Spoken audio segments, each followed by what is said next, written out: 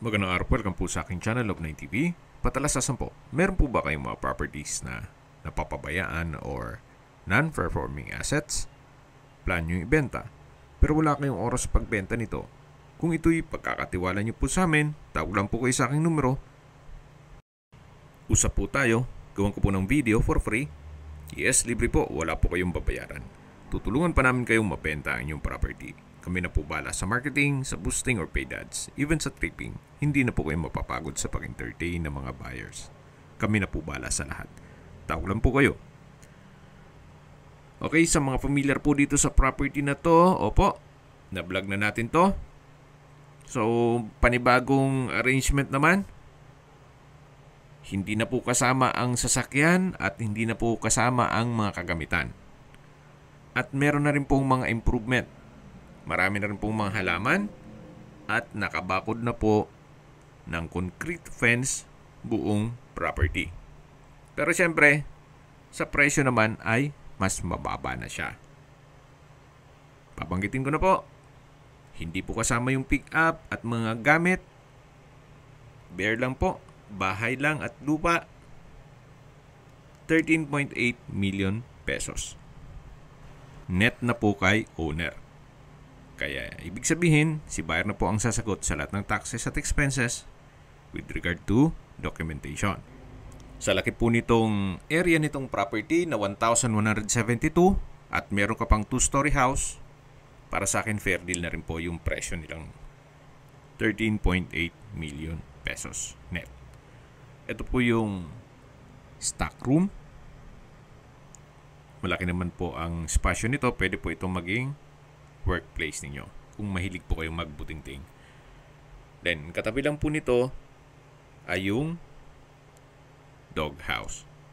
Kung meron po kayong mga alagang aso, may bahay na rin po sila.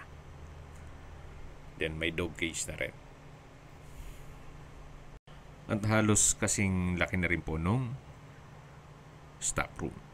So, ito pong property, ulitin ko po, ay may lot area na 1,172 square meters at may floor area na 200 square meters. So, yan po yung balkonahe. At mula po dito sa balkonahe, ito naman po yung main door na steel door at may multiple locks. Then, stainless din po yung door handle. Yan po yung hagdan. Ito yung open below. Then, dito naman po yung living area. Napakalaki po ng espasyo. So, sa ngayon po, i-assume nyo na totaling wala pong mga gamit. Pero po ng mga built-in, syempre, masisira yung structure. Then, dito naman yung dining area na napakalaki po ng espasyo. Sa pintura po, wala po kayong papagawa dito. At dito naman po yung island na kung saan may pendant lamps, may dalawang high chair. At ito naman po yung kitchen countertop na may wall-mounted kitchen cabinet at storage ng kitchen utensils. Ito naman po yung double wooden door na papunta sa dirty kitchen. Napakalaki din po ng spasyo nitong dirty kitchen. At ito'y naka-tile flooring. Then, ito po yung access door na papunta naman sa likod ng bahay na may covered lanay. At hanggang sa dulo po yan. Yung unang parte ng video, yun po yung back view ng bahay. At mamaya po, ikutan natin yan. Balik po ulit tayo dito sa dirty kitchen at ito po yung common toilet and bath na may hot shower set, hand wash basin, water closet with bidet, at ito'y naka-tiled bathroom wall. Meron din pong bathroom window. At lipat po tayo dito sa unang kwarto. Kung meron man po kayong PWD or senior citizen sa pamilya, ito po yung para sa kanila. Sa ngayon, may mga kagamitan si owner. Nang nagpiprepare na sila once na may makabili nito, at least naka-ready na yung mga gamit nila. Balik po ulit tayo dito sa loob. Yan po yung formal kitchen, yung island o breakfast nook. Dito yung dining area. Then mula po dito sa dining area, meron pong access naman papunta dito sa living area. Napakalaki din po ng espasyo. Sa pintura po ng ceiling at wall, wala po kayong may pipintas dito. Maayos na maayos. So yan po yung main door at ito po yung under stair storage. Ito po yung hagdan, naka-concrete staircase, stainless handrail at railing. At samahan niyo po ako, akyat po tayo. So kung sakali man po ang ating senior citizen ay gusto dito, meron naman pong lifter na ngayon na nagkakahalagang 300 to 500,000 pesos. Depende po sa magiging disenyo. Ito po yung family area. Napakalaki din ng espasyo. Wooden design ng tile flooring. Check po muna natin itong master bedroom. Yung iba, familiar na po dito. Napakalaki po ng espasyo. Ceiling cove design. May pin lamps, center lamp, customized glass window with security grill, tile flooring. Meron po itong sariling toilet and bath at walk-in closet. At from floor to ceiling po yan. So marami-rami ding gamit ipapasok po dyan. Then dito naman po yung toilet and bath, kung saan ito'y naka wooden door. May hand wash basin, vanity mirror, wall mounted glass rack, water closet. Then meron pong shower curtain, naka-tile bathroom wall, may hot shower set, at bathroom window. So yan po yung toilet and bath dito sa master bedroom. At lalabas na po tayo. Tunghayan nyo po ulit itong master bedroom na kung saan sa dulo po ay mayroon pong access door na papunta naman sa balkonahe o terrace. Then mula po dito matatanaw naman yung main gate, yung doghouse at yung stock room. Hanggang dun po sa dulo ang balkonahe. Yung unang video ko po ay hindi pa ganun ka yung mga halaman. So ngayon punong-puno na siya ng mga halaman at yung ibang parte nitong concrete fence ay hindi pa kompleto. Pero ngayon po ay buong property nakabakod na. So hanggang dito po maayos ang pintura. Wala po kayong papagawa. Even itong ceiling panel maayos. So pag-isipan nyo na po ang deal ni owner ngayon na hindi na po kasayang yung mga furnishings o mga kagamitan pati yung sasakyan sa halagang 13.8 million. Kung bibili po kayo ng lupa ganito kalaki na 1,072 square meters, medyo may lasa na rin po ang presyo ng lupa dito. Then magpapakonstruct pa po kayo ng ganito kalaking bahay, mukhang hindi po aabot ang 13.8 million ninyo. Yan po yung opinion ko lang naman. So, dito na po tayo sa kabilang kwarto. Ito po yung pangatlong kwarto dito sa buong bahay. So, sa spasyo, sakto lang. Hindi naman siya ganun kaliit at hindi naman ganun kalaki. Meron din po itong wardrobe. So, ito po yung pangatlong kwarto. At lalabas po tayo. Yan po ulit yung family area. At sa dulo yung hagdan at open below. Dito naman po yung ibang kwarto. Ito naman yung pang-apat na kwarto.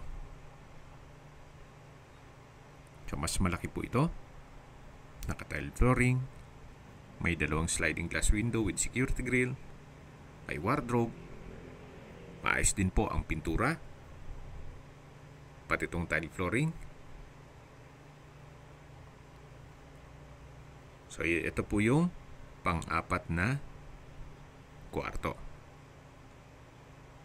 Labas po tayo. At dito naman yung family area ulit. At dito na po yung pang-limang kwarto. So malaki din po ang spasyo nito. Halos kasing laki nung kabilang kwarto. May dalawang sliding glass window with security grill, naka-tile flooring, may pin lamps, may wardrobe. Then marami pong mga outlet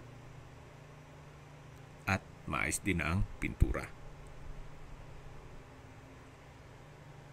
So ito na po yung pang-limang kwarto. So yan po yung mga kwarto na naikutan natin kanina. So paglabas po natin, ito naman yung family area at ito naman po yung common toilet and bath dito sa second floor. May hand wash basin, water closet with bidet, vanity mirror, overhead shower, tile bathroom wall, may bathroom window, may shower curtain. So wala din po kayong ipapagawa dito. At habang naglilibot po tayo, pag-usapan natin ang distance, location at travel time. Mula po sa Aguinaldo Highway o yung Premier Plaza Silang, kung saan nandun na rin po ang Jollibee, McDonald's, Shakey's, KFC, Robinsons, Pure Gold at Starbucks at iba pang business establishments, ang distance is 2.9 kilometers at ang travel time is 18 minutes. Mula naman po sa Silang Public Market o sa bayan mismo, ang distance is 4.2 kilometers at ang travel time is 9 minutes.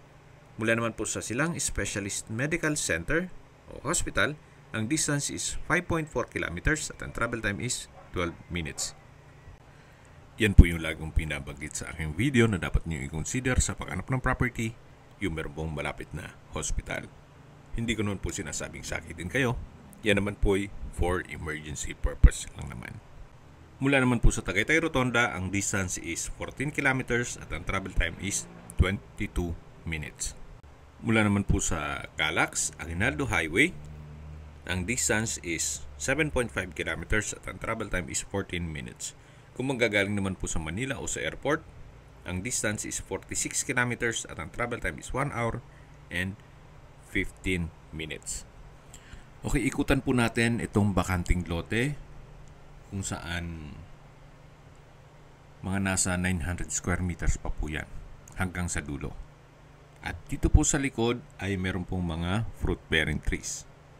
Itong mangga, nakita nyo, may guava, papaya, makopa, atis, Japanese orange, kalamansi, avocado, kakao, nyog, at marami pa pong iba. Yung old video ko po ay wala pa pong enclosure na ganitong mga halaman at may gate. So dito po sa bakanting lote, pwede po kayong maglagay ng swimming pool. Then sa dulo lagyan ng guest house at playground din po ng inyong mga aso. Or kung mahilig po kayong mag-alaga ng panabong na manok, pwede rin po. Napakalawak pa po niyan. So yan po yung papaya na kung saan namumunga na rin. Gawa ng pataba po ang lupa dito. So yan po, hinog na siya. So pwede ring pang tinola yung color green. Yung old video ko ay hindi pa po yan nakabakod hanggang sa dulo.